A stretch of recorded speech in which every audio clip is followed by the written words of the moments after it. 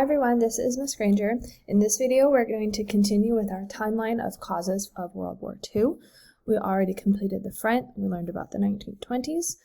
We learned about the United States economy impacting global economies. And now we're going to focus on this right-hand side, our timeline. So by 1932, we know that there's 30% unemployment in Germany.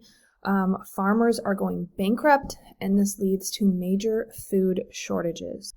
Nazis really start this propaganda campaign in full during this economic downturn, and the reason is to really attract nationalism. It's real big pride in your country. So we know that this was a cause of World War I as well, and the Nazis really capitalized on this. So they blamed lots of different groups of people, mainly Jews, but also communists. They blamed the Treaty of Versailles, and they blamed the Weimar government. Remember, they felt that this current government had kind of gotten them into this problem with signing the armistice in the way that they did, and so they're mad about that.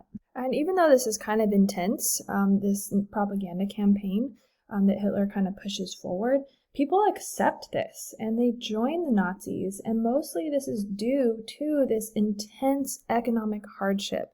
Hitler instills in them this sense of nationalist pride that they can do it as a German people and that they are united in their basically hate for the rest of Western Europe. So a couple of things happened in 1933. So in the beginning of the year, in January, Hitler is appointed chancellor.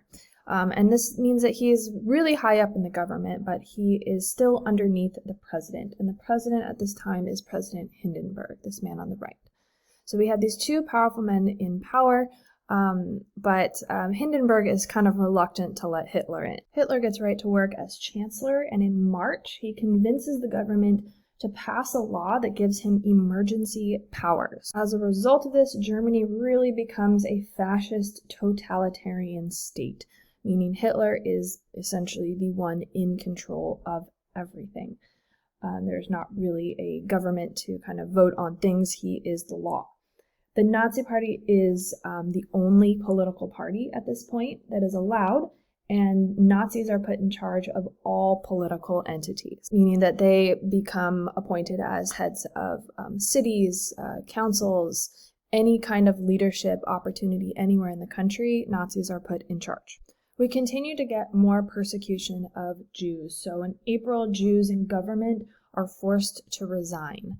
1934, we see a continuance of persecution, and the persecution against Jews only becomes more intense, but it does start kind of slow. They're not initially shipping them off to concentration camps immediately. They're slowly stripping Jews of their power, influence, and livelihoods in Germany.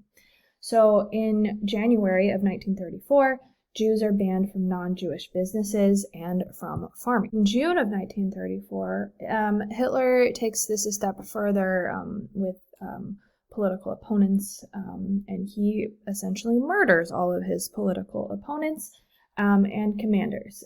From here, he then forms his own private army, which is called the SS, die Schutzstaffel.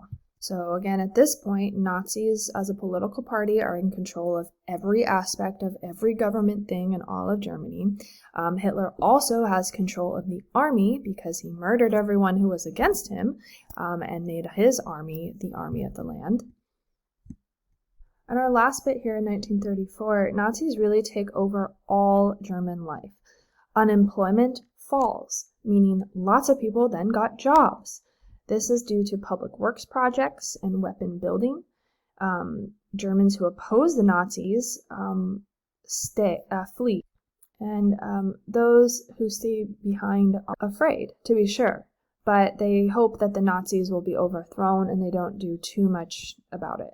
So it's really important to remember that regular people in Germany went along with this whole thing, and a lot of that stemmed from the economic situation. More people got jobs. Hitler and the Nazi Party, yes, they were kind of taking over, but they were also instilling the sense of pride, nationalism, giving people work, giving them a sense of purpose again, giving them this identity that kind of made them all again, really despised the Western U.S. or the Western power, and creating this sense of German identity that people could really latch onto.